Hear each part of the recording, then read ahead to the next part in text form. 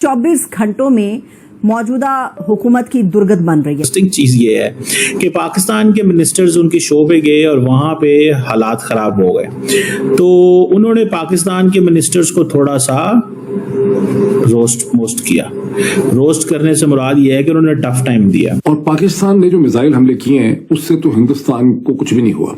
हिंदुस्तान ने जो missile strikes की हैं पाकिस्तान के अंदर, दो तीन किस्म के उन्होंने मिसाइल्स यूज किए। आपको पता है पहले उन्होंने मेरा ख्याल स्कैल्प यूज किए जो फ्रेंच टाइप के थे, जो एयर टू ग्राउंड से, जिसमें उन्होंने 24 मुकामात को हिट किया आजाद कश्मीर में, पाकिस्तान में, बहावलपुर के अंदर, मुरीदके में।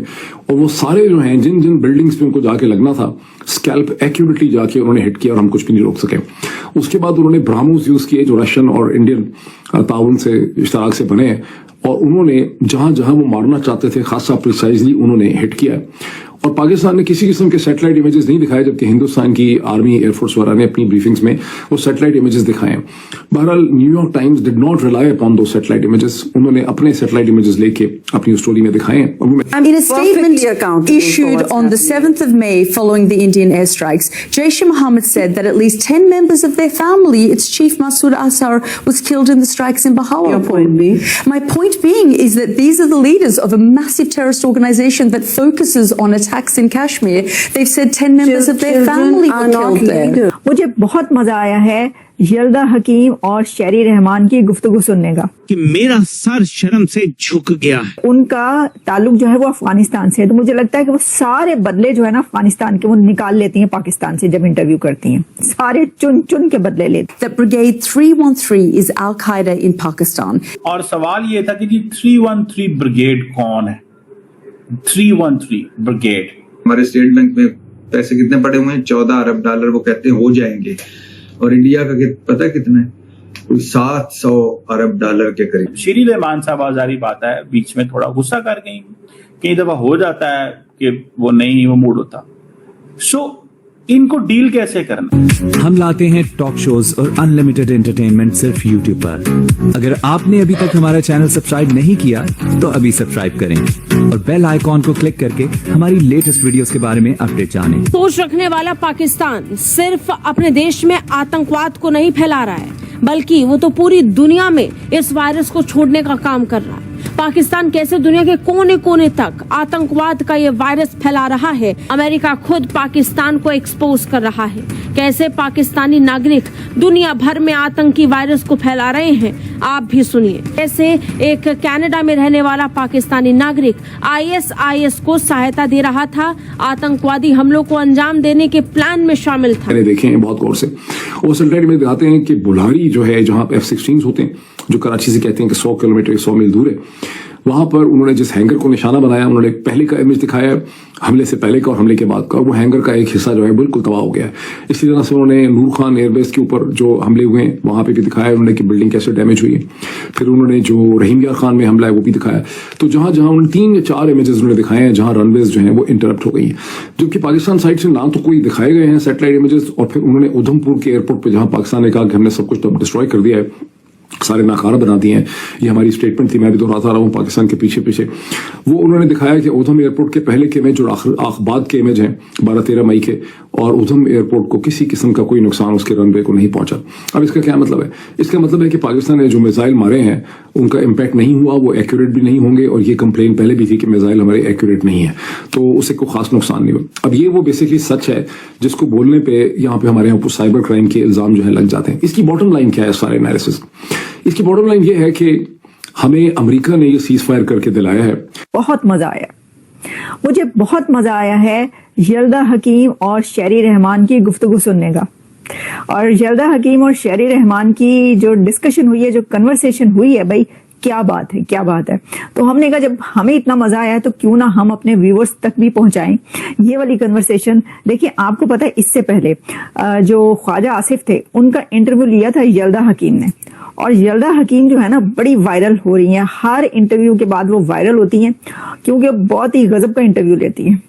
अब बहुत ही ब्यूटीफुल, बहुत खूबसूरत, बहुत इंटेलिजेंट और बहुत कमाल की वो जर्नलिस्ट हैं, लेकिन फिर ये पता चला कि उनका ताल्लुक जो है वो अफगानिस्तान से है, तो मुझे लगता है कि वो सारे बदले जो है ना अफगानिस्तान के वो निकाल लेती हैं पाकिस्तान से जब इंटरव्यू करती हैं, सारे चुन चुन के बदले लेती हैं। लेकिन बहुत अच्छा इंटरव्यू करती हैं। अब देखिए, यल्दा हकीम ने स्काई न्यूज पर पहले इंटरव्यू किया था ख्वाजा आसिफ का, डिफेंस मिनिस्टर ऑफ पाकिस्तान का, और उसमें वो जो डिफेंस मिनिस्टर थे उन्होंने ये फिर उस इंटरव्यू के अंदर एक्सेप्ट किया कि हाँ जी, जो पहले हम ये सब कुछ करते रहे थे और हम करते रहे हैं, जो दहशतगर्दी और जो दहशतगर्द हैं उनको बनाना पालना, ये सब जो बातें हुई, तो उसके ऊपर उन्होंने जब वो एक्सेप्ट किया कि हाँ हम पास में करते रहे, तो फिर वो सारी हर एक ने पाकिस्तान से लेकर और इंटरनेशनल मीडिया तक सबने वो वाली बात की कि भाई इन्होंने तो कबूल कर लिया, अब ऐसे वक्त में कबूल नहीं करना चाहिए था, तो क्या वो झूठ बोल देते? मैंने आपको पहले भी कहा, ख्वाजा आसिफ ना कभी कभी बहुत बड़े बड़े सच बोल देते हैं,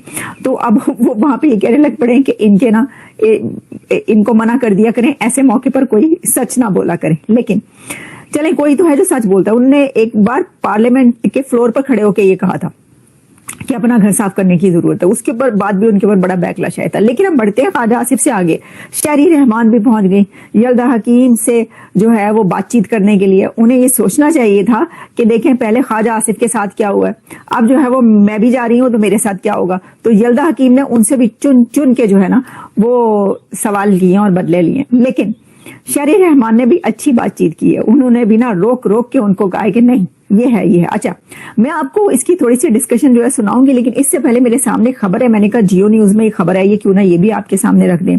और खबर ये है कि पाकिस्तान का जो कर्जा है वो 6.7% से बढ़कर 760 खरब रुपए से ज्यादा हो चुका है। तो ये 760 खरब रुपए का मतलब ये है कि 76 ट्रिलियन रुपीज ये हो चुका है। अच्छा, ये हम अभी अंदरूनी उसकी बात कर रहे हैं जो कि इंटरनल डेट है, लेकिन जब हम पाकिस्तान के एक्सटर्नल डेट की बात करते हैं तो जो बैरूनी कर्जा है वो मार्च 2025 के खत्म होने पर 87.4 बिलियन डॉलर्स हो चुका है, और इसमें तकरीबन जो है 883 मिलियन डॉलर्स का जो है वो इंक्रीज हुआ है। तो इसका मतलब हुआ कि 76 जो है ट्रिलियन जो है वो अंदरूनी है, और जो है वो 87.4 बिलियन डॉलर्स ये एक्सटर्नल डेट है पाकिस्तान का। अब आप इससे अंदाजा कर लें कि क्या इस डेट के साथ कोई कंट्री जंग के बारे में सोच भी सकता है, ना कि जंग के नारे लगाना और जो है वो कहना कि जो है एटमी जंग होगी। This is unbelievable. इस पहले तो ये सोचें कि आप ये कर्जा कैसे चुकाएंगे, नस्लें भी अगर चुकाती नहीं तो भी नहीं चुका सकेंगे। अब हम बढ़ते शहरी रहमान और यल्दा हकीम के इंटरव्यू की तरफ। अब जी यल्दा हकीम ने उनसे ये कहा, सवाल ये था, शहरी रहमान ने ये कहा कि सारा जो आप लोग बात करते हैं वो पाकिस्तान के ऊपर बात करते हैं कि जी पाकिस्तान ये करता है, पाकिस्तान वो करता है, पाकिस्तान ने दहशतगर्द पाले हैं, पाकिस्तान दहशतगर्दी करता है। तो बात ये है कि पाकिस्तान जो है वो अब एक चेंज कंट्री है, तो जो इंडिया है उसके ऊपर क्यों नहीं आप बात करते? वो ये दहशतगर्दी कर रहा है, वो दहशतगर्दी करवा रहा है, वो बलूचिस्तान के अंदर जो कुछ हो रहा है वो उसका जिम्मेदार है, तो उसके ऊपर आप क्यों नहीं बात करते? तो यल्दा हकीम ने उनसे एक सवाल किया जो बड़ा अहम सवाल था। उन्होंने कहा कि मुझे ये बताइए कि अगर ऐसी बात है तो इंडिया FATF की लिस्ट में क्यों नहीं है, आप क्यों हैं? तो इसका जवाब जो उन्होंने पहले हिस्से, इस सवाल के पहले हिस्से का जवाब शहरी रहमान ने ये दिया कि ये हमारा फेलियर है, यानी ये कि इंडिया FATF की लिस्ट में क्यों नहीं है, क्यों नहीं गया जिस तरह आप लोग गए हैं। तो उन्होंने कहा जी ये हमारी जो है वो आप कह लें कम इल्मी है, कोताही है, ये तो मैं कह रही हूँ। उन्होंने कहा जी फेलियर। अच्छा, एक तरफ जो है आप ये तस्लीम करें कि आपका फेलियर है, पाकिस्तान की फॉरेन पॉलिसी और डिप्लोमेसी का ये फेलियर है कि अगर इंडिया जो है वो दहशतगर्दी कर रहा है आपके खिलाफ तो आप उसको FATF की लिस्ट में नहीं ले जा सके। तो ये अपने तई अपने खुद ये भी एक बहुत बड़ा फेलियर है कि आप उसको मान रहे हैं। अब ये बिल्कुल वैसे ही है, एग्जैक्टली ये वैसे ही है जैसे ख्वाजा आसिफ ने तस्लीम कर लिया था कि जी ये जो पास्ट में होता रहा है। तो आपको ये वीडियो कैसा लगा कमेंट बॉक्स में जरूर लिखिए, इस वीडियो को लाइक कीजिए, शेयर कीजिए, सब्सक्राइब करना ना भूलिए आपके चैनल EFCZ को। मिलते हैं अगली वीडियो में। जय हिंद।